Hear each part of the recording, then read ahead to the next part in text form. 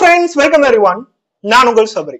கோவில்பட்டிங்கிற டிஸ்ட்ரிக்ட்ல டிசம்பர் 9ஆம் தேதி திங்கட்கிழமை ஒரு 10 வயசு பையனுக்கு என்ன கொடூரம் நடந்துச்சு அப்படிங்கறது இந்த வீடியோ பார்த்துட்டு இருக்க நிறைய பேருக்கு தெரியும். நிறைய நியூஸ் ஆர்டிகல்ஸ், சேனல்ஸ், பேப்பர் எல்லாத்தையுமே பார்த்திருப்பீங்க. பொதுவாவே இந்த மாதிரி நியூஸ் எல்லா சேனல்ஸ், எல்லா சோசியல் மீடியாவும் கவர் பண்ணும்போது உண்மையான சம்பவத்தை தாண்டி நிறைய ரூமர்ஸும் நமக்குள்ளார வரும். எது ரூமர், எது உண்மை அப்படிங்கறத தெரிஞ்சுக்கிறதே நமக்கு ரொம்ப கஷ்டமா இருக்கும். கொஞ்ச மாதங்களுக்கு முன்னாடி கொல்கட்டால ஒரு கவர்மெண்ட் ஹாஸ்பிட்டல்ல ஒரு லேடி டாக்டர் ரேப் பண்ணி கொலை பண்ணாங்க. அந்த நியூஸஸ்லயும் ஏகப்பட்ட ரூமர்ஸ் வந்துகிட்டு தான் இருந்துச்சு. அதுல ரூமர்ஸ் எல்லாத்தையுமே தள்ளி வச்சு எது நம்புற மாதிரி இருக்கு, எதுல அவங்க எவிடன்ஸ் கண்டுபிடிச்சிருக்காங்க அப்படிங்கிற ஒரு நியூஸையும் நம்ம போட்டோம். அதே காரணத்துக்காக தான் இப்ப நம்ம இந்த நியூஸையும் போடுறோம். இந்த நியூஸ் பாக்குறது மூலியமா உண்மையானுமே என்ன சம்பவங்கள் நடந்திருக்கு, உண்மையா அவங்க எவிடன்ஸோட என்ன கண்டுபிடிச்சாங்க அப்படிங்கறத சம்பவத்துக்குள்ளார போய் பார்ப்போம். வாங்க உள்ளார போவோம். நம்ம கோவில்பட்டி டிஸ்ட்ரிக்ட்ல கார்த்திக் முருகன், பாலசுந்தரி அப்படிங்கிற தம்பதியினர் இருக்காங்க. அவங்களுக்கு கல்யாணமாகி 15 வருஷம் பக்கம் இருக்கும். அவங்களுக்கு 2 பசங்க. மூத்த பையனுக்கு 12 வயசு, இளைய பையனான கருப்பசாமி அப்படிங்கிற பையனுக்கு 10 வயசு. அவன் 5வது படிச்சுட்டு இருக்கான். தினமும் இந்த குடும்பத்தோட வாழ்க்கை எப்படி ஆரம்பிக்கும் அப்படின்னா, காலையில கார்த்திக் முருகன் எந்திரிச்சு அவரு ரெடி ஆகி அவர் தினமும் செய்யற கூலி வேலைக்கு போவார். தினம் வரக்கூடிய கூலியோட காசை வச்சுதான் அவங்க சாப்பிடுறாங்க, அவங்க குழந்தைங்களை பாத்துக்கிறாங்க, படிப்பு சொல்லி தராங்க, எல்லா விஷயங்களும். தன்னோட கணவரை உதவணும்னு சொல்லிட்டு பாலசுந்தரியும் கூலி வேலைக்கு தான் போறாங்க. ஒரு தீப்பெட்டி கம்பெனில தீப்பெட்டி அந்த ஸ்டிக்ஸ் எல்லாம் செய்வாங்க பாத்தீங்களா, அந்த வேலைக்கு தான் அவங்க போறாங்க. இவங்க 2 பேருமே கஷ்டப்பட்டு உழைக்கிறாங்க, அவங்களோட பசங்களை காப்பாத்துறாங்க. காலையில அப்பா வேலைக்கு போனதுக்கு அப்புறம் அம்மா வீட்டுல ரெடி ஆவாங்க, ஏன்னா அவங்களும் வேலைக்கு போகணும். அந்த பாலசுந்தரி அப்படிங்கிற அம்மா வேலைக்கு போகும்போது தன்னோட 2 பசங்களையும் ஸ்கூலுக்கு ரெடி பண்ணி டிஃபன் பாக்ஸ் எல்லாத்தையும் கட்டி கொடுத்து போய் ஸ்கூல்ல அமுச்சு விட்டுட்டு தான் அவங்க வேலைக்கு போவாங்க. திருப்பி வரும்போது கூட அவங்க ஸ்கூல் பசங்க எல்லாத்தையுமே கூட்டிக்கிட்டு தான் வீட்டுக்கு வருவாங்க. இதுதான் அவங்களோட தின வாழ்க்கை. ஆனா டிசம்பர் 9ஆம் தேதி 2024 வருடம் திங்கட்கிழமை மட்டும் அவங்களோட வாழ்க்கையில ஒரு சின்ன மாற்றத்தால தன்னோட பையனோட உயிரே போக போகுதுன்னு சொல்லிட்டு பாவம் அந்த அம்மாவுக்கு தெரியல. டிசம்பர் 9ஆம் தேதி எப்பயும் போல அப்பா காலையில கூலி வேலைக்கு போனாரு. அம்மா எல்லாமே ரெடி ஆயிட்டு மூத்த பையனை கூட்டிட்டு போய் ஸ்கூல்ல விட்டுட்டு கூலி வேலைக்கு போயிருக்காங்க. இளைய பையனான கருப்பசாமி வீட்டுலதான் இருந்திருக்கான். ஏன்னா 5 நாளைக்கு முன்னாடி அவனுக்கு அம்மா போட்டிருக்கு. அம்மா போட்டதுனால மத்த ஸ்கூல் பசங்க கூட எல்லாம் போய் அவனால பழக முடியாது. ஏன்னா அது ஸ்ப்ரெட் ஆகக்கூடிய ஒரு டிசீஸ். அதனால வீட்லயே ரெஸ்ட் எடுத்திருக்கான். வீட்லயே ரெஸ்ட் எடுக்கும் போது அவங்க அம்மா நீட்டா சொல்லிட்டு தான் போயிருக்காங்க, நான் அண்ணனை ஸ்கூல்ல விட்டுட்டு நான் வேலைக்கு போறேன், திருப்பி நான் சாயந்தரம் வருவேன், வீட்டுல டிவி பாத்துக்கிட்டுன்னு சொல்லிட்டு டிவி பார்க்க விட்டுட்டு வீட்டுல எல்லா சாப்பாடுகள், அவனுக்கு லஞ்ச் ஆகட்டும், ஸ்நாக்ஸ் ஆகட்டும், எல்லாத்தையுமே செஞ்சு வச்சுட்டு அவங்க வேலைக்கு போயிருக்காங்க. பொதுவாவே இந்த கருப்பசாமி அப்படிங்கிற 10 வயசு பையனுக்கு வீட்டுல தனியா இருந்து பழக்கம் இல்ல. எப்பயுமே நான் பாட்டுக்கு ஸ்கூலுக்கு போயிருவேன், அப்பா அம்மா கூட இருப்பாங்க, ஒரு சின்ன வீடு, எப்பயுமே அண்ணன் என் கூட சண்டை போட்டுக்கிட்டே தான் இருப்பான். இப்ப தனியா இருக்கும் போது அவனுக்கு கொஞ்சம் தனிமையா இருக்கிற மாதிரி ஃபீலிங் வரதா செய்யும். அவனுக்கு வீட்டுல இருக்கிறதுக்கே கொஞ்சம் பயமா இருந்திருக்கு. அதனால அவனோட போன் எடுத்து தன்னோட பாட்டிக்கு கால் பண்ணிருக்கான். அவங்களோட பாட்டி பக்கத்து ஏரியால தான் இருக்காங்க, நடந்து வரக்கூடிய டிஸ்டன்ஸ்ல தான் அந்த பாட்டி இருக்காங்க. தன்னோட பாட்டிக்கு கால் பண்ணி, எனக்கு அம்மா போட்டிருக்கிறதுனால நான் ஸ்கூலுக்கு போகல, அப்பா அம்மா எல்லாம் வேலைக்கு போயிட்டாங்க, அண்ணன் ஸ்கூலுக்கு போயிட்டான், நான் தனியா இருக்கிறதுக்கு பயமா இருக்குது பாட்டி, வாங்க நம்ம பேசிட்டு இருக்கலாம்னு சொல்லிட்டு தன்னோட பாட்டியை கூப்பிட்டு இருக்கான். பாட்டி உடனே சரி நம்மளோட பேரன் ஆசையோட கூப்பிடுறானேன்னு சொல்லிட்டு காலையில 9:30 மணிக்கு அவன் அந்த பாட்டியை கூப்பிட்டு இருக்கான். அவங்க 9:45 10 மணி பக்கலாம் அந்த வீட்டுக்கு நடந்து போயிருக்காங்க. இந்த சம்பவத்துல டைமிங் எல்லாத்தையும் நம்ம நோட் பண்றது ரொம்ப முக்கியமான விஷயம். அப்பதான் இத்துளோடு சமயத்துல இவ்வளவு பெரிய ஒரு ஷாக்கிங்கான விஷயம் நடக்குமா அப்படிங்கறதே தெரியும். காலையில 8:30 மணிக்கு அப்பா வேலைக்கு போயிட்டாரு. 9 மணி பக்கம் அம்மா மூத்த பையனை கூட்டிட்டு அவங்களும் வேலைக்கு போயிட்டாங்க. 9:30 மணி பக்கம் இந்த கருப்பசாமி அப்படிங்கிற பையன் தன்னோட பாட்டிக்கு கால் பண்ணியிருக்கான். ஒரு 10ல இருந்து 10:30 மணி பக்கம் அந்த பாட்டி உடனே கருப்பசாமியை பாத்துக்கிறதுக்காக வீட்டுக்கு வந்திருக்காங்க. ஆனா அந்த 10ல இருந்து 10:30க்குள்ளார அந்த பாட்டி வீட்டுக்குள்ளார போகும்போது வீடு திறந்து கிடக்குது, உள்ளுக்குள்ளார கருப்பசாமியை காணோம். என்னைய வீட்டுக்கு வர சொல்லிட்டு இவன் எங்க போனான்னு சொல்லிட்டு பாட்டி வீட்டு முழுக்க தேடுறாங்க. ஆனா 10 வயசு பையனை காணோம். அவங்களுக்கு உடனே திக்குன்னு அடிக்குது, எங்க போயிட்டான் பையன் அப்படின்னு சொல்லிட்டு எல்லா இடத்தையும் தேட ஆரம்பிக்கிறாங்க. உடனே அந்த பாட்டி பக்கத்து வீட்டுக்காரங்க எல்லாத்துக்கிட்டுமே போய் கருப்பசாமி வந்தானா அப்படிங்கறத எல்லாத்துக்கிட்டுமே விசாரிக்கிறாங்க. ஆனா யாருக்குமே அந்த 10 வயசு பையன் எங்க போனா அப்படிங்கறத தெரியல. அவன் கால் பண்ணி வெறும் 3/4 மணி நேரத்துல வந்த பாட்டிக்கு இது ஒரு பெரிய ஷாக். சரி, உடனே அந்த பையனை பத்தி நம்ம கேட்டே ஆகணும், அவங்க அப்பா அம்மா கிட்ட சொல்லியே ஆகணும்னு சொல்லிட்டு அப்பா அம்மாவுக்கு கால் பண்றாங்க. கார்த்திக்கும் கால் பண்றாங்க, பாலசுந்தரிக்கும் கால் பண்றாங்க. அவங்க அப்பா அம்மாவுக்கு இதை கேட்டோன்னே இன்னொரு பெரிய ஷாக். தன்னோட பையனை வீட்டுல தானே விட்டுட்டு வந்தோம், வீட்டு விட்டு அவன் எங்க போயிருப்பான், வெறும் 10 வயசு பையன் சொல்லி சொல்லிட்டு அவங்க வேலை எல்லாத்தையுமே விட்டுட்டு அலறடிச்சு தன்னோட அந்த அம்மா கிட்ட வராங்க, அதாவது பையனோட பாட்டி கிட்ட வராங்க. இந்த அப்பா அம்மா தேடாத இடமே இல்லை. அந்த காந்தி நகர் அப்படிங்கிற ஏரியாவை ஃபுல்லா தேடுறாங்க. அந்த காந்தி நகர் ஏரியாலே ஒரு 80ல இருந்து 100 வீடு பக்கம் தான் இருக்குது. எல்லா இடங்களுமே தேடுறாங்க, தன்னோட பையன் எங்க போனோம் அப்படிங்கிறது தெரியவே இல்லை. 10:30 மணிக்கு அவங்க தேட ஆரம்பிச்சது, 11:30 வரைக்கும் அவங்க தேடுறாங்க.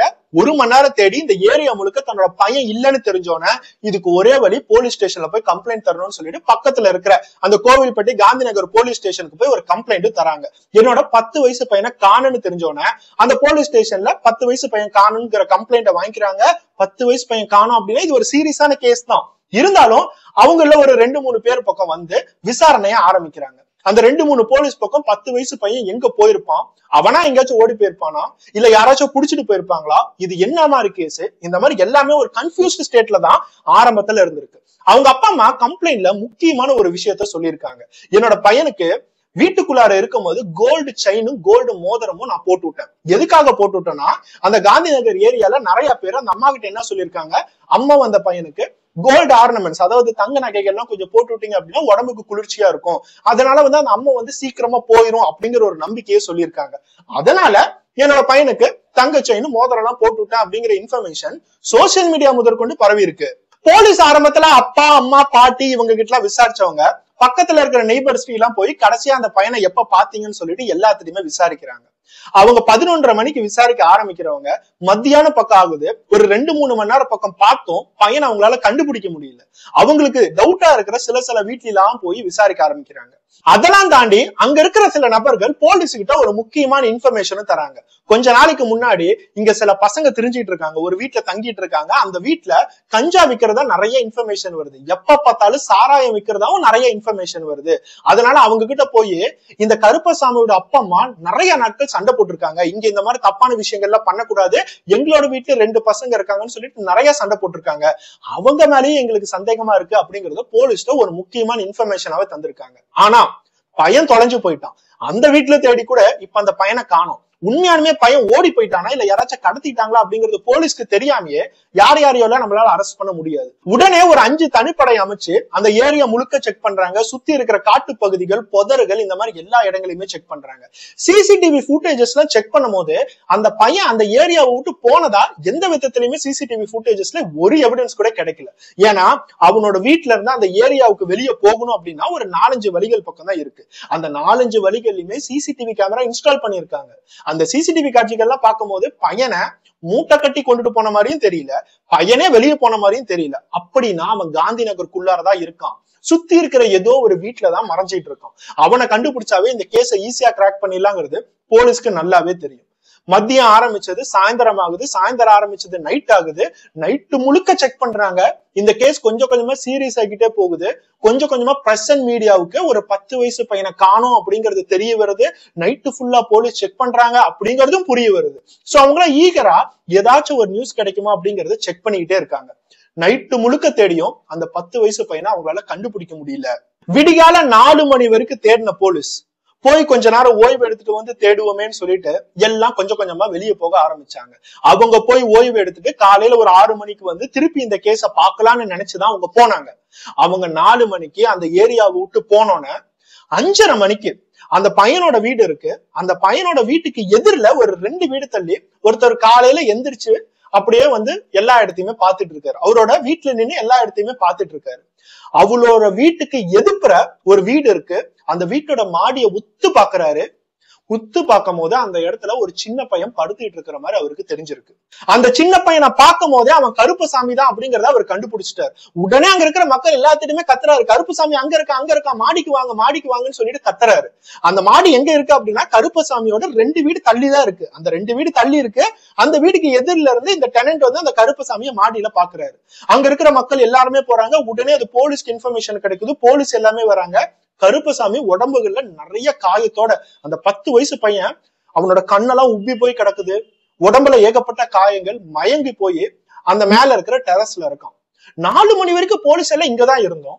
திடீர்னு வெளியே போனா 5:30 மணிக்கு பார்த்தா இந்த இடத்துல அந்த பையன் இருக்கான். எப்படி இவனை வந்தான், யாரு வந்து இவனை போட்டாங்க, யாருமே பாக்கலையா? இந்த மாதிரி போலீஸ்க்கு ஒரு பெரிய சந்தேகமா தான் இருக்கு. அந்த வீட்டுக்கு கீழே யாரு தங்கிட்டு இருக்கா அப்படின்னு பார்க்கும் போதுதான் எல்லா மக்களுமே சொன்ன மாதிரி அந்த வீட்டுலதான் கஞ்சா சாராயம் எல்லாமே வித்திட்டு இருக்காங்கிற ஒரு கம்ப்ளைண்டும் போலீஸ்க்கு வந்துச்சு. 2-3 நாட்களுக்கு முன்னாடி அந்த பையனோட அப்பா அம்மா வந்து இவங்க கிட்ட சண்டை போட்டாங்க, ஒருவேளை அந்த குரூப் தான் கோவத்துல இந்த பையனை கொலை பண்ணிட்டாங்களோ அப்படிங்கறது கூட நிறைய பேர் பேசுறாங்க.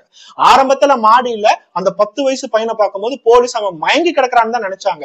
ஆனா உடனே ஒரு ஆம்புலன்ஸ் வச்சு பக்கத்துல இருக்கிற ஹாஸ்பிட்டலுக்கு கூட்டிட்டு போய் டாக்டர் ட்ரீட் பண்ணும் போதுதான் அவர் சொல்றாரு, இந்த பையன் 2-3 மணி நேரத்துக்கு முன்னாடியே இறந்து போயிட்டான், அவனோட உடம்புகள்ல ஏகப்பட்ட காயங்கள் இருக்கு, அவன் எப்படி இறந்தாங்கிறது அட்டாப்சி செஞ்சா மட்டும்தான் தெரியும்னு சொல்லிட்டு அந்த பாடியை போஸ்ட்மார்ட்டம் ரிப்போர்ட்டுக்கு அனுப்பிச்சு விடுறாங்க. இந்த இடத்துலதான் பிரஸ் அண்ட் மீடியா எல்லாமே உள்ளார வராங்க. நேத்து ஒரு பையன் தொலைஞ்சு போயிட்டான்னு சொல்லிட்டு உங்களுக்கு இன்ஃபர்மேஷன் கிடைச்சிச்சு, நைட்டு ஃபுல்லா தேடினீங்க, ஆனா இன்னைக்கு அந்த பையன் பொணமா இருக்கான். நீங்க 4 மணி வரைக்கும் தேடிட்டு எல்லா மக்களும் முழிச்சிட்டு இருக்கும் போது 5:30 மணிக்கு எப்படி போய் ஒரு டெட் பாடி அங்க வைக்க முடியும்? அது மட்டும் இல்லாம உண்மையாவே அந்த வீட்டுக்காரங்க தான் அவனை கொன்னாங்களா, அந்த வீட்டுல கஞ்சா விக்கிறாங்க சாராயம் விக்கிறாங்கன்னு சொல்லிட்டு எவ்வளவோ ரூமர் சொல்றீங்க, ஆனா அங்க அந்த மாதிரி விக்கிறதுக்கான எந்த எவிடன்ஸுமே இல்ல. அது மட்டும் இல்லாம அந்த பையனை மாடியில கண்டுபிடிக்கும் போது கீழே இருக்கிற நபர்கள் எல்லாமே தூங்கிட்டு இருந்திருக்காங்க. யாரோ ஒருத்தன் வெளியே கதவை தாப்பால் போட்டுட்டு அவங்களோட மாடியிலேயே வந்து டெட் பாடியை கூட போட்டுட்டு போயிருக்கலாம்ல. இந்த மாதிரி ஏகப்பட்ட கேள்வி போலீஸ்க்கு வந்துகிட்டே தான் இருந்துச்சு. ஆனா போலீஸ்க்கு ஒரு கிளாரிட்டியுமே இல்ல. சுத்தி எல்லா இடத்தையுமே அலசிட்டோம், ஒரு பையன் டெட் பாடியா இருக்கான், 10 வயசு பையனை கொலை பண்ணிருக்காங்க, யாரு அப்படிங்கறத நம்மளால கண்டுபிடிக்க முடியல. இந்த மாதிரி அந்த ஊர் மக்கள் எல்லா விஷயங்களும் யோசிச்சுட்டு இருக்கும் போதுதான் போலீஸ்க்கு அட்டாப்சி ரிப்போர்ட் கையில கிடைச்சிருக்கு. பொதுவாவே அந்த போஸ்ட்மார்ட்டம் அப்படிங்கறது செய்யறதுக்கு ரொம்ப நேரங்கள் ஆகும், அதை டீடைல்டா செய்யணும் அப்படின்னா பல செஷன்ஸ் அதை செய்வாங்க. ஆரம்பத்துல இனிஷியல் போஸ்ட்மார்ட்டம் ரிப்போர்ட்னு சொல்லிட்டு போலீஸ்க்கு ஒண்ணு கையில கிடைக்கும். அந்த ரிப்போர்ட்ல ஒரே ஒரு விஷயம் மட்டும் கன்ஃபார்ம் ஆகுது, இந்த பையனை செக்ஷுவலா அபியூஸ் பண்ணிருக்காங்க, இந்த பையனை ரேப் பண்ணி கொலை பண்ணிருக்காங்க அப்படிங்கிறது தெரிய வருது. சோ இப்போ இது ஒரு நார்மல் மர்டர் இல்ல, அவன் கழுத்துல போட்டிருந்த செயினோ இல்ல மோதிரத்துக்காகவோ யாரும் இவனை கொலை பண்ணல, யாரும் இவனை திருடிக்கிட்டு போகல, இவனை ரேப் பண்றதுக்காக அவங்க கூட்டிட்டு போயிருக்காங்க. இவனோட பாடியில செயினும் இல்ல மோதிரமும் இல்ல, ரேப் பண்ணி முடிச்சுட்டு அந்த நகைகள் எல்லாத்தையுமே திருடிட்டு இவனை கொலை பண்ணிட்டு அந்த இடத்துல வந்து போட்டிருக்காங்க. இந்த பையன் இறந்ததுக்கான காரணம் மூச்சு திணறல், கழுத்தை நெரிச்சு அவனை கொலை பண்ணிருக்காங்க. யாரு இந்த மாதிரி ஒரு கொடூரத்தை பண்ணிருப்பா? 10 வயசு பையன் கொடூரமா ரேப் பண்ணி கழுத்தை நெரிச்சு கொலை பண்ணிருக்க மிருகம் எப்படி இந்த கோவில்பட்டியில நம்ம காந்தி நகர்ல இருந்திருக்கும்? இந்த பையன் காந்தி நகர் விட்டு வெளியே போகலங்கிற எல்லா எவிடன்ஸுமே இருக்கு. அப்படின்னா இந்த காந்தி நகர் மக்களுக்குள்ளாரதான் யாரோ ஒரு மிருகம் ஒளிஞ்சிட்டு இருக்கான், அதை தான் போலீஸ் கண்டுபிடிக்கணும். சோ இப்ப போலீஸ்க்கு கொஞ்சம் கொஞ்சமா பிரஷர் அதிகமாகிக்கிட்டே போகுது. நிறைய டீம்ஸ ஃபார்ம் பண்றாங்க, ஏன்னா டோட்டல் காந்தி நகரே நம்ம செக் பண்ணணும்ல. ஒரு பக்கம் பிரஸ் அண்ட் மீடியால பிரஷர் ஏத்திக்கிட்டே போறாங்க, இன்னொரு பக்கம் அவங்க அப்பா அம்மாவால அவங்களோட கோவத்தை கட்டுப்படுத்தவே முடியல. என்னோட பையனை யாரோ ஒரு மிருகம் ரேப் பண்ணி கொலை பண்ணிருக்கான், அவனை உயிரோட தான் வச்சிருக்கணுமான்னு சொல்லிட்டு அவங்க ஒரு பக்கம் ப்ரொடெஸ்ட்ல இறங்க ஆரம்பிச்சுட்டாங்க. போலீஸ் எப்படியாச்சும் பிரஷர் பண்ணி சீக்கிரமா அந்த குற்றவாளியை கண்டுபிடிக்கணும், அடுத்த குழந்தை பாதிக்கப்படக்கூடாது அப்படிங்கறதுல அவங்க ரொம்பவே மும்முரமா இருக்காங்க. ஒரு பக்கம் ப்ரொடெக்ட் பெருசாகிட்டே போகுது, இன்னொரு பக்கம் போலீஸ் பிரஷர் தாங்க முடியாம அந்த காந்தி நகர்ல இருக்கிற 80ல இருந்து 100 பேரை பக்கம் அரெஸ்ட் பண்ணி அவங்களோட ஸ்டைல்ல விசாரிக்க ஆரம்பிச்சுட்டாங்க. நிறைய பேர் எங்களை போட்டு கட்டையை வச்சு அடிக்கிறாங்க, எங்களை அடிக்கிறதுக்கு அவங்களுக்கு என்ன உரிமை இருக்குன்னு சொல்லிட்டு நிறைய பேர் கேள்வி கேட்க ஆரம்பிச்சுட்டாங்க. உள்ளுக்குள்ளார இருக்கிறது என்னோட புருஷன், அவன் எந்த தப்புமே பண்ணலன்னு சொல்லிட்டு அவங்க குடும்ப வேலையை வந்து ப்ரொடெஸ்ட் பண்ண ஆரம்பிச்சுட்டாங்க. அந்த பையனோட அப்பா அம்மாவுக்கே நம்பிக்கை போயிடுச்சு, போலீஸ் யாரையோ புடிச்சு அடிச்சு யாரையோ ஒத்துக்க வச்சிருவாங்க போல, உண்மையான குற்றவாளியை கண்டுபிடிக்கிறான்னு சொல்லிட்டு அவங்க ப்ரொடெஸ்ட்ல குரல் கொடுக்க ஆரம்பிச்சுட்டாங்க. இதுவும் பிரஸ் மீடியால கவர் ஆகி போலீஸ்க்கு ஒரு பெரிய தலைவலி. நம்ம கேஸ பாக்குறதா, பிரஸ் மீடியாவை சமாளிக்கிறதா, இல்ல இந்த ப்ரொடெஸ்ட் பண்றவங்க சமாளிக்கிறதா, இப்படிங்கிற ஒரு பெரிய கேள்வியில தலைவலியோடு இருந்தாங்க. கடைசியா அத்தனை பேத்தையும் லத்தியை வச்சாகட்டும், அவங்களோட என்கொயரி மெத்தட் ஆகட்டும், எல்லாத்தையுமே வெளியே அனுப்பிச்சு விட்டுட்டு அவங்க அரெஸ்ட் பண்ணதுல 9 பேர் ரொம்ப சந்தேகப்படுற மாதிரி இருக்காங்க. அந்த 9 பேரை மட்டும் நாங்க போலீஸ் ஸ்டேஷன்ல உட்கார வைக்கிறோம், மத்தவங்க எல்லாத்தையுமே விட்டுறோம்னு சொல்லிட்டு பாதி ப்ரொடெஸ்ட் அதுலயே கொஞ்சம் கொஞ்சமா அமைதியாக ஆரம்பிச்சிச்சு. இப்ப போலீஸ்க்கு இந்த 9 பேர் மட்டும் தான். இந்த 9 பேரை நம்மளோட ஸ்டேட்ல விசாரிச்சா யாரோ ஒருத்தன் குற்றவாளியா இருப்பான் அப்படிங்கறதுல போலீஸ் ரொம்பவே தீவிரமா கண்காணிச்சிட்டு இருக்காங்க. இன்னொரு பக்கம் போஸ்ட்மார்ட்டம் ரிப்போர்ட்ல அந்த 10 வயசு பையனோட உடம்புல ஃபாரன்சிக் எவிடன்ஸ் எல்லாமே கிடைச்சிருக்கு. அந்த பையனோட வாயில ஆகட்டும், ஆசன வாயில ஆகட்டும், எல்லா இடங்கள்லயுமே ஸ்பெர்ம்ஸ், அதாவது ஒரு மனிதரோட விந்து நிறைய கிடைச்சிருக்கு. இது எல்லாமே டிஎன்ஏக்கு ஒரு சாலிடான எவிடன்ஸ். இதை வச்சு டிஎன்ஏ மேட்ச் பண்ணி ஈஸியாவே நம்ம குற்றவாளி யாரு அப்படிங்கறத கண்டுபிடிக்க முடியும். ஆனா ஒவ்வொருத்தவங்களுக்கும் டிஎன்ஏ டெஸ்ட் எடுக்க முடியுமா அப்படின்னா சத்தியமா முடியாது. டிஎன்ஏ டெஸ்ட் எடுக்கணும் அப்படின்னா ஃபர்ஸ்ட் அவங்களோட அப்ரூவல் தேவை. ஓகே என்னோட டிஎன்ஏ டெஸ்ட் எடுங்கன்னு சொல்லிட்டு அவங்க ஃபர்ஸ்ட் அப்ரூவ் பண்ணணும். அவங்க அப்ரூவ் பண்ணல அப்படின்னா கோர்ட் அப்ரூவல் வாங்கணும். இது எல்லாத்தையுமே வாங்கிதான் இந்த டிஎன்ஏ மேட்ச் இந்த மாதிரி எல்லா ப்ராசஸுமே அவங்களோட ஃபார்முலா பண்ண முடியும். இருந்தாலும் டிஎன்ஏ எவிடன்ஸ் பார்க்கணும் சைட் பை எடுத்து வச்சுக்கிட்டே இருக்காங்க. இன்னொரு பக்கம் இந்த 9 பேர்த்த எவ்வளவு அலச முடியுமோ அவ்வளவு அலசுறாங்க. ஆனா இப்ப கூட அந்த பையனோட அப்பா அம்மாவுக்கு பொறுமை போயிடுச்சு. ஃபர்ஸ்ட் 100 பேர் பக்கம் அரெஸ்ட் பண்ணாங்க, எல்லாத்தையும் லத்தி போட்டு அடிச்சாங்க, யாரையோ ஒருத்தவங்களை ஒத்துக்க வைக்கலாம்னு நினைச்சாங்க. நம்ம பண்ண ப்ரொடெஸ்ட்னாலதான் இப்ப அவங்க 9 பேர்ல வந்து நிக்கிறாங்க. உண்மையாலுமே இந்த 9 பேரை விசாரிக்கிறாங்களா இல்ல யாரோ ஒருத்தவங்க குற்றவாளி ஆக்கலாம்னு நினைக்கிறாங்களா? இந்த மாதிரி ஒரு கேள்வியும் பெருசா அந்த அப்பா அம்மாவுக்கு போயிட்டு இருக்கு. போலீஸ் மேல இருக்கிற நம்பிக்கையே போயிடுச்சு. அந்த ப்ரொடெஸ்ட இன்னும் பெருசு பண்ண ஆரம்பிக்கிறாங்க. ப்ரொடெஸ்ட் பெருசாக ஆறாக அந்த இடத்துல லா அண்ட் ஆர்டர் இஷ்யூ உள்ளார வருது. போலீஸ்க்கு பெரிய அதிகாரிகள் எல்லாமே பிரஷர் கொடுத்திருக்காங்க. இந்த ப்ரொடெஸ்ட் எப்படியாச்சும் நிறுத்தணும் அப்படிங்கிற ஒரு பிரஷர்ல அவங்க வந்து ப்ரொடெஸ்ட் பண்றவங்க எல்லாத்துக்கிட்டுமே முக்கியமா அந்த பையனோட சொந்தக்காரங்க அப்பா அம்மா எல்லாத்துக்குமே சொல்லியிருக்காங்க. ஆனா ப்ரொடெஸ்ட் நிக்கிற மாதிரி தெரியல. இந்த இடத்துல ப்ரொடெஸ்ட் பெருசாகிட்டே போனா இது தேவையில்லாத பிரச்சனைகள் தான் வரும். நம்ம ஒரு பக்கம் நீட்டா இந்த கேஸை விசாரிக்கணும், அதனால அந்த ப்ரொடெஸ்ட கலைக்கணுமேன்னு சொல்லிட்டு அவங்க அம்மா அப்பா எல்லாத்தையுமே அரெஸ்ட் பண்ண ஆரம்பிச்சாங்க. அவங்க அப்பா அம்மா எல்லாத்தையுமே அரெஸ்ட் பண்ணி அந்த ப்ரொடெஸ்ட எப்படியாச்சும் ஒரு வகையில கலைக்கணுமேன்னு சொல்லிட்டு அவங்க எல்லா விஷயங்களும் முயற்சி பண்ணியிருக்காங்க. அது மூலியமா அந்த ப்ரொடெஸ்ட் கலைஞ்சிருச்சு. இருந்தாலும் பிரஸ் அண்ட் மீடியா அதை கவனிச்சுக்கிட்டு தான் இருக்காங்க. பிரஸ் அண்ட் மீடியா தேவையான பிரஷர் எல்லாமே போலீஸ்க்கு தந்துகிட்டு தான் இருக்காங்க.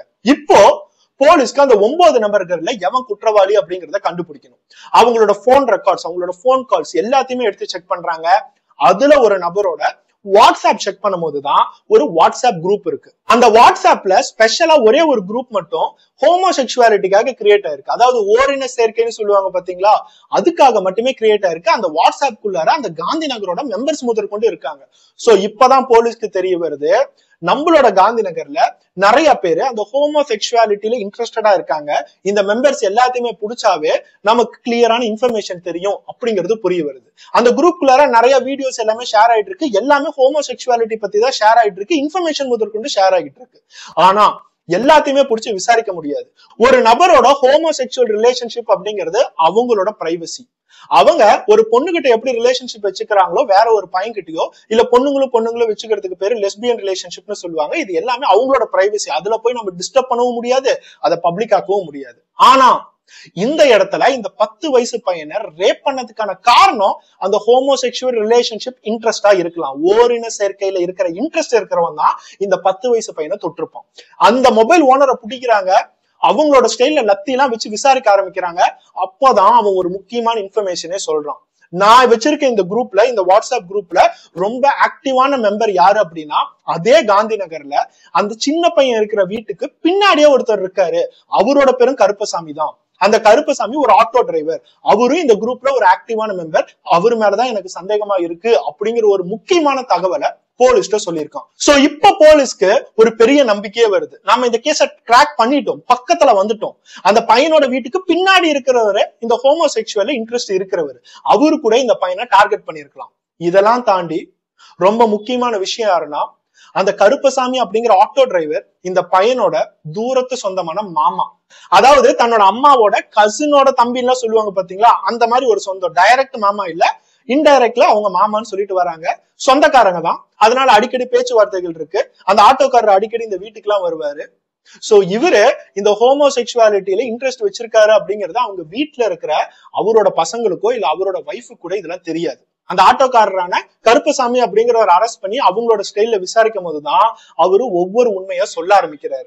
இதுல ரொம்பவே ஆச்சரியப்படுற விஷயம் என்னன்னா, ஆரம்பத்துல அந்த பையனோட டெட் பாடியை எடுத்து ஹாஸ்பிட்டலுக்கு கொண்டுட்டு வந்து போலீஸ்க்கு கோஆபரேட் பண்ணி அந்த பையனோட யார் இந்த மாதிரி ஒரு விஷயத்தை செஞ்சாலும் குற்றவாளியை கண்டுபிடிக்கணும்னு சொல்லிட்டு ஆரம்பத்துல இருந்து இனிஷியேட் பண்ணது இந்த கருப்பசாமி அப்படிங்கிற ஆட்டோ டிரைவர் தான். அந்த பையனோட அப்பா அம்மா கிட்ட எப்பயுமே சப்போர்ட்டா இருந்திருக்கான். போலீஸ்க்கு எல்லா இன்ஃபர்மேஷனுமே கொடுத்திருக்கான். அந்த பையனை பத்தி எல்லாத்துக்கிட்டுமே நல்ல விதமா பேசிட்டு இருந்திருக்கான். எல்லாத்துக்குமே ஹெல்ப் பண்ணவனே கடைசியா குற்றவாளியா இருக்கான் அப்படிங்கறத போலீஸ் கண்டுபிடிச்சிருக்காங்க. இந்த மாதிரி நிறைய கேசஸ் இருக்கு. போலீஸ் ஒரு கேஸ்குள்ளார போய் எல்லா விஷயங்களும் விசாரிப்பாங்க. பக்கத்துல ஒருத்தன் நம்பிக்கையோட எல்லா ஹெல்ப்புமே பண்ணிட்டு இருப்பான். கடைசியா பார்த்தா அவன் தான் மெயினான குற்றவாளியாவே இருப்பான். இந்த இடத்துல அந்த கருப்பசாமி அப்படிங்கிற ஆட்டோ டிரைவரை கூப்பிட்டு விசாரிக்கும் போது அப்ப கூட அங்க இருக்கிற மக்கள் சும்மா இல்ல. போலீஸ் எதுக்கு இந்த பையனோட மாமாவே கூப்பிட்டுருக்காங்க, அவர்லாம் ஒண்ணும் செஞ்சிருக்க மாட்டாரு. ரிலேட்டிவே எல்லாத்தையுமே போட்டு லத்தி சார்ஜ் எல்லாம் பண்ணி அவங்களே ஒத்துக்க வைக்கிறீங்களா, கருப்புசாமி எதுவும் பண்ணிருக்க மாட்டான்னு சொல்லிட்டு அங்க இருக்கிற மக்களை திருப்பி ப்ரொடெஸ்ட் பண்ண ஆரம்பிக்கிறாங்க. எதுக்கு கருப்புசாமி கூப்பிடுறீங்க, எதுக்கு நீங்க அடிக்க போறீங்களா, அவர் ஒத்துக்க வைக்க போறீங்களான்னு சொல்லிட்டு ஏகப்பட்ட விஷயங்கள். ஆனா கருப்பசாமியை நீட்டா போலீஸ் அவங்களோட ஸ்டைல என்கொயரி பண்ணும்போது கருப்பசாமி அவனோட வாயாலேயே அவன் மாட்டிக்கிட்டான். அதுதான் போலீஸ் யூஸ் பண்ண ஒரு பெரிய ட்ரிக்கே. கருப்பசாமியோட விசாரணையில என்னடா பண்றது நம்ம மாட்டிக்கிட்டோம் அப்படின்னு நினைக்கும் போது போலீஸ் அவன்கிட்ட அவனோட செயினையும் மோதிரத்தையும் எங்க வச்சிருக்க, அதுதான் மெயினான எவிடன்ஸ். அவனோட செயினை திருநியா அவனோட மோதிரத்தை திருநியான்னு சொல்லிட்டு திருப்பி அவனை டார்ச்சர் பண்ணிட்டே இருந்திருக்காங்க. அப்போ கருப்பசாமி என்ன சொல்லியிருக்கான், சார் செயின் மோதிரம்னு சொல்லாதீங்க சார், அவன் அன்னைக்கு செயின் மட்டும் தான் சார் போட்டிருந்தான், அவன் கையில மோதிரமே இல்ல அப்படிங்கறத போலீஸ்ட உளறிட்டான். சோ இப்ப போலீஸ்க்கு தெரிஞ்சிருச்சு இவன் தான் மெயினான குற்றவாளின்னு. ஏன் அப்படின்னா இந்த கேஸோட இனிஷியல் ஸ்டேஜ்ல அவங்க அப்பா அம்மா போலீஸ்க்கு ஒரு ஸ்டேட்மெண்ட் கொடுத்திருக்காங்க, என்னோட பையனுக்கு நான் செயின் போட்டுட்டேன், ஏன்னா அம்மா வந்தவங்க எல்லாத்துக்குமே கோல்டு ஆர்னமெண்ட்ஸ் போட்டோம் அப்படின்னா சீக்கிரமா போயிடும்னு சொல்லுவாங்க, அதனால செயின் போட்டிருக்கேன்னு சொல்லிட்டு அவங்க அம்மா சொல்லியிருக்காங்க. ஆனா பிரஸ் அண்ட் மீடியா இது எல்லாத்தையுமே தவறுதலா தெரிஞ்சுக்கிட்டு அவங்க செயின் மோதிரம் போட்டிருக்கான்னு சொல்லிட்டு யூடியூப் சேனல் ஆகட்டும், நியூஸ் பேப்பர் ஆகட்டும், பிரஸ் ஆகட்டும், எல்லா இடத்துலயுமே செயின் மோதிரம்னே பேச ஆரம்பிச்சுட்டாங்க. சோ இப்ப போலீஸ்க்கு நல்லாவே தெரியும் இந்த ஆட்டோக்காரனும் அந்த நியூஸ் பேப்பரை பார்த்திருப்பான், இந்த ஆட்டோக்காரனும் அந்த நியூஸ் ஆர்டிகல் எல்லாத்தையும் பார்த்திருப்பான். சோ எல்லாத்துக்குமே செயின் மோதிரம் அப்படிங்கிறது தான் பேர் தெரியும். அவங்கிட்ட செயின் மோதிரம்னு கேட்கும் போது அவன் எப்ப செயின் மட்டும் தான் இருக்குன்னு சொன்னானோ அப்பவே போலீஸ் கண்டுபிடிச்சிட்டாங்க. ஏன்னா அந்த 10 வயசு பையன் செயின் போட்டிருந்தான், மோதிரம் எதுவும் போடல அப்படிங்கிறது போலீஸ்க்கும் அவங்க அம்மாவுக்கு மட்டும்தான் இது தெரியுமே. இருந்தாலும் பிரஸ் அண்ட் மீடியால செயின் மோதிரம் எல்லாம் ஸ்ப்ரெட் ஆகட்டும், இது என்னைக்காச்சும் ஒரு நாள் யூஸ் ஆகும்னு சொல்லிட்டு போலீஸ் வெயிட் பண்ணிட்டே இருந்திருக்காங்க. அதுதான் இந்த இடத்துல முக்கியமா கிராக் ஆகக்கூடியது. இவன் தான் குற்றவாளி அப்படிங்கறத கண்டுபிடிக்கிறதுக்கு அதுதான் மெயினான ஆதாரம். எப்ப அவன் இந்த மாதிரி வளர்னானோ அப்பவே அவனை புடிச்சிட்டாங்க. இப்ப போலீஸோட அடுத்த ஸ்டெப் என்னன்னா சார்ஜ் ஷீட் எல்லாத்தையும் ஃபைல் பண்ணோம். எதனால நாங்க இந்த கருப்பசாமி அப்படிங்கிற ஆட்டோ டிரைவரை அரெஸ்ட் பண்றோம், அடுத்தது நாங்க என்ன ப்ரொசீட் பண்ண போறோம், இந்த மாதிரி எல்லா விஷயங்களுமே பண்ணணும். கோர்ட்ல போய் நிக்க வச்சிருக்காங்க, ரிமாண்ட் எடுத்திருக்காங்க. இப்ப அடுத்தது போலீஸோட ஜாப் எல்லாமே கருப்பசாமியோட டிஎன்ஏ எடுத்து அந்த பையனோட உடம்புகள்ல கிடைச்ச அந்த விந்துக்களோட டிஎன்ஏ எல்லாம் வச்சு மேட்ச் பண்ணி இது கருப்பசாமி தான் பண்ணிருக்கான் அப்படிங்கறத ப்ரூவ் பண்ணிட்டாவே இந்த கேஸ் டோட்டலாவே கிராக் ஆயிரும். இந்த கேசஸ்ல எந்த லெவலுக்கு நம்ம இன்ஃபர்மேஷன் கிடைச்சிருக்கோ அந்த லெவலுக்கு ரூமர்ஸும் நிறைய போயிட்டு இருக்கு. புது இன்ஃபர்மேஷன் எல்லாமே உள்ளார வந்துகிட்டு தான் இருக்கு. இவர் தான் குற்றவாளியா அப்படிங்கறதே நிறைய பேர் ஒரு கேள்வியை கேட்டுக்கிட்டு தான் இருக்காங்க. ஏன் அப்படின்னா 3 விஷயங்கள் இருக்கு. மொதல் விஷயம், இந்த கருப்பசாமி அப்படிங்கிற ஆட்டோ டிரைவரோட ஒய்ஃப் போலீஸ் என்ன சொல்றாங்க, நீங்க என்னோட கணவர் அந்த பையனை ரேப் பண்ணிட்டான்னு சொல்றீங்கல்ல, நீங்க சொல்ற டைம் எல்லாம் என்னோட கணவர் என் கூட தான் இருந்தாரு, அவர் வீட்டுல தான் இருக்காரு அப்படிங்கறத போலீஸ்ல திருப்பி ப்ரூவ் பண்ணிக்கிட்டே இருக்காங்க. இன்னொரு விஷயம் என்னன்னா, எல்லா மக்களுமே அங்க இருக்கும் போது எப்படி பின் வீட்டுல இருக்கிற கருப்பசாமி ஆட்டோ டிரைவர் அந்த டெட் பாடியை கொண்டுட்டு வந்து 2 வீடு தள்ளி இருக்கிற டெரஸ்க்கு போய் வைக்க முடியும்? ஒருத்தன் கூடவா பாத்திருக்க மாட்டான். போலீஸ் அத்தனை பேர் இருந்தாங்க, எல்லாருமே போயிட்டாங்களா? எல்லா மக்களுமே அந்த பையனை பத்தி பேசிட்டு இருந்தாங்க, எல்லாருமே தூங்கிட்டாங்களா? இப்படிங்கிற 2வது கேள்வி இருக்கு. 3வது விஷயம் என்னன்னா, கொஞ்ச நாளைக்கு முன்னாடி அந்த பையனோட அப்பா அம்மா பக்கத்துல இருக்கிற அந்த ட்ரக்ஸ் விக்கிறவங்க, கஞ்சா, ஆல்கஹால் இது எல்லாத்தையுமே விக்கிறவங்க கிட்ட ஒரு பெரிய சண்டையை போட்டிருக்காங்க. ஒருவேளை அந்த கும்பல் கூட இதை செஞ்சிருக்கலாம்ல, இல்ல அந்த கும்பல் கூட இதுல கனெக்ட் ஆயிருக்கலாம்ல, கருப்பசாமி அப்படிங்கிற ஆட்டோ டிரைவருக்கு காசு கொடுத்து இது எல்லாத்தையும் பண்ண சொல்லிருக்கலாம்ல, இப்படிங்கிற ஒரு கேள்வியும் போய்கிட்டுதான் இருக்கு. இந்த சம்பவத்தை பத்தி அடுத்தது போலீஸ் ஏதாச்சும் கரெக்டான நியூஸ் கொடுத்தாலும் அடுத்தது அவங்க என்ன ப்ரொசீட் பண்றாங்க, உண்மையாலுமே இந்த ஆட்டோ டிரைவர் தான் குற்றவாளியா, இல்ல இதுல வேற யாராச்சும் ஈடுபட்டு இருக்காங்களா, வேற யாராச்சும் இந்த ஆட்டோ டிரைவரை செய்ய சொல்லியிருக்காங்களா, இந்த மாதிரி ஏதாச்சும் அத்தன்டிக்கான இன்ஃபர்மேஷன் வந்துச்சு அப்படின்னா அடுத்த வெர்ஷன்ல நம்ம ஒரு வீடியோ பப்ளிஷ் பண்ணுவோம். அந்த வீடியோல இன்னும் டீடைல்டா இந்த கருப்பசாமி அப்படிங்கிற 10 வயது சிறுவனுக்கு என்ன நடந்துச்சு அப்படிங்கிறது தெரிய வரும். இந்த வீடியோ பார்த்துட்டு இருக்க எல்லாருமே ஒரு மனிதனா இருக்கிறதுக்கே நம்ம கேவலம் தான் பட்டுட்டு இருக்கணும். ஏன்னா எதை நோக்கி போறோம் அப்படிங்கறதே நமக்கு தெரிய மாட்டேங்குது. ஒரு பெண் குழந்தை பிறந்தா அதை பாதுகாப்பா பாத்துக்கணும் அப்படின்னு சொன்னா, இப்போ ஒரு பையன் பிறந்தா கூட அவனை பாதுகாப்பா தான் பாத்துக்கணும். அந்த மாதிரி ஒரு உலகத்துலதான் இருக்கும். நீங்க, நானு, இந்த வீடியோ பார்த்துட்டு இருக்கவங்க எல்லாருமே நம்ம சின்ன வயசுல இருக்கும் போது தெருவுல போய் ஜாலியா விளையாண்டுட்டு இருப்போம், நொண்டி ஆடிட்டு இருப்போம், ஒவ்வொரு இடங்கள்ல பல்லாங்குழிகள்ல விளையாண்டுட்டு இருப்போம், பக்கத்து வீட்டுக்கு போவோம், பக்கத்து வீட்டுல ஸ்டே ஓவர் பண்ணுவோம். இந்த மாதிரி சின்ன வயசுல நம்மளும் எல்லாத்தையும் நம்பணும், நம்ம அப்பா அம்மாவும் எல்லாத்தையும் நம்பினாங்க. ஆனா இப்போ என்னோட குழந்தைய என்னால தெருவுல விட முடியுமா அப்படின்னா தெரியல. இப்ப என்னால என்னோட குழந்தைய வேற ஏதாச்சும் வீட்டுல ஸ்டே ஓவர் பண்ண முடியுமா, ஃப்ரெண்டோட வீட்டுல அமுச்சு விட முடியுமா, சொந்தக்காரங்க வீட்டுல அமுச்சு விட முடியுமா அப்படின்னா தெரியல. எல்லாமே என்னோட மனசுல ஒரு கேள்விக்குறியாதான் இருக்கு. அந்த மாதிரி ஒரு உலகத்துலதான் நம்ம எல்லாருமே வாழ்ந்துட்டு இருக்கோம். நம்மளோட குழந்தைங்களை பாத்துக்க வேண்டியது நம்மளோட பொறுப்பு. சொந்த வீட்டுல விட்டுட்டு போனா 10 வயசு பையன் பக்கத்து வீட்லயோ ரிலேட்டிவ் வீட்லயோ விட்டுட்டு போகல, அவங்களோட சொந்த வீட்டுல விட்டுட்டு போயிருக்காங்க நம்பிக்கையோட. அந்த சொந்த வீட்லயே இந்த மாதிரி ஒரு சம்பவம் நடந்திருக்கு அப்படின்னா நம்மளோட குழந்தைங்களை எந்த லெவலுக்கு பாத்துக்கணும்னு யோசிச்சு பாருங்க. அந்த 10 வயசு பையனான கருப்பசாமி எந்த லெவலுக்கு வலி அனுபவிச்சிருப்பான். ஒருத்தர் நம்ம கிட்ட இவ்வளவு அசிங்கமா தொடுறாரு, இவ்வளவு அசிங்கமா நடந்துக்கிறாரு, எனக்கு வலிக்குது, இது என்னன்னு கூட எனக்கு தெரியல, எதுக்காக இப்படி பண்றான்னு எனக்கு புரியல. இந்த மாதிரி அவனோட மனசுல எவ்வளவு யோசனைகள் இருக்கும், எவ்வளவு வலி இருக்கும். கழுத்தை நடிச்சு கொலை பண்ணியிருக்கான் அந்த கொடூரமான ஒரு மிருகம். இந்த மாதிரி விஷயங்கள்லாம் சொல்லும் போது நமக்குள்ள இருக்க எமோஷன்ஸ் ரொம்ப ஈஸியாவே வெளியே வந்துருது. அந்த லெவலுக்கு கோவத்தை நம்மளால கட்டுப்படுத்த முடியல. ஒரு 10 வயசு பையனுக்கு இந்த மாதிரி விஷயங்கள் நடந்திருக்கு. இதெல்லாம் யாரா பண்றாங்க, எங்கடா ஒளிஞ்சிட்டு இருக்காங்கன்னு பார்த்தா கடைசியா சொந்த வீட்டுலதான் இந்த மாதிரி நிறைய விஷயங்கள் நடக்குது. இந்த சைல்டு அபியூஸ், சைல்டு ரேப், அந்த ஒரு சிறுவனுக்கோ இல்ல சிறுமிக்கோ ஒரு விஷயங்களை நடந்தது கூட அவங்களால சொல்ல முடியாது. கடைசியா அவங்க சொல்லும் போது யாரா பண்ணாங்கன்னு பார்த்தா வீட்டுல இருக்கிற சொந்தக்காரங்க, அவங்களோட ஃப்ரெண்ட்ஸ், பக்கத்து வீட்டுக்காரங்கன்னு சொல்லிட்டு எத்தனை குற்றவாளிகள். இவங்களெல்லாம் நம்மளால கடைசி வரைக்கும் கண்டுபிடிக்கவே முடியாது. அவங்க ஒரு குற்றத்தை பண்ற வரைக்கும், அந்த குற்றத்தை பண்ற வரைக்கும் நம்ம வெயிட் பண்ணுமா அப்படின்னா சத்தியமா கூடாது. அதுக்கான முக்கியமான ஒரே ஒரு சொல்யூஷன், நம்மளோட குழந்தைய நல்லபடியா நம்ம தான் பாத்துக்கணும். நம்பிக்கையானவர்கிட்ட மட்டும் அமைச்சு விடுங்க, நம்பிக்கையான இடத்துக்கு மட்டும் கூட்டிட்டு போங்க. கடைசி வரைக்கும் உங்களோட குழந்தை ஒரு வயசுக்கு வர வரைக்கும் அந்த குழந்தைய பாத்துக்க வேண்டியது ஒரு அப்பா அம்மாவோட கடமை தான். அதையும் தாண்டி இந்த மாதிரி விஷயங்கள்லாம் நடக்கும் போது சில மிருகங்கள் இப்படி எல்லாம் நம்ம போலீஸ்ட மாட்டும் போது அந்த மிருகங்களை சாவடிக்கிறது அப்படிங்கிறது தான் எனக்கு தெரிஞ்ச ஒரு நல்ல சொல்யூஷன். இந்த மாதிரி மிருகங்களை வாழ விட்டோம் அப்படின்னா இன்னும் எத்தனை குழந்தைங்களோட வாழ்க்கை போகும் அப்படிங்கிறது நமக்கு தெரியாது. இந்த இடத்துல நம்ம பேசிட்டு இருக்கோம். இது வரைக்கும் இந்த ஆட்டோக்காரரான கருப்பசாமி தான் குற்றவாளி அப்படிங்கிறத எல்லா இடத்துலயும் பேசிட்டு இருக்காங்க. ஆனா உண்மையானுமே இந்த இடத்துல போலீஸ் அடுத்ததா என்ன கண்டுபிடிக்கிறாங்க, குற்றவாளிகளோட லிஸ்ட் இன்னும் அதிகமாகுதா, இந்த மாதிரி எல்லா விஷயங்களுமே நம்ம பார்க்கலாம். இந்த வீடியோ பார்த்துட்டு இருக்க உங்களுக்கு இந்த மாதிரி மிருகங்களுக்கு எல்லாம் என்ன மாதிரி தண்டனை கொடுத்தா அடுத்தது ஒரு குழந்தைய தொடர்றதுக்கு அவன் யோசிப்பான் அப்படிங்கறத கண்டிப்பா கமெண்ட் பண்ணுங்க. நீங்க கொடுக்குற கமெண்ட் வச்சு நிறைய பேர் இந்த கமெண்ட்டை பார்க்கணும். அந்த கமெண்ட்டை பாக்குறது மூலியமா நிறைய பேரு அதை செய்யணும் அப்படிங்கறத நினைக்கணும். அடுத்தது ஒருத்தன் ஏதாவது ஒரு குழந்தை மேல கையை தொட்டான் அப்படின்னா நம்ம எப்படி ரியாக்ட் பண்ணும், ஒரு அப்பா அம்மாவா இருந்து நான் என்ன செய்யணும் அப்படிங்கறத நீங்க கமெண்ட் பண்ணி எனக்கு சொல்லுங்க. நெக்ஸ்ட் ஒரு வீடியோட பார்ப்போம். பை.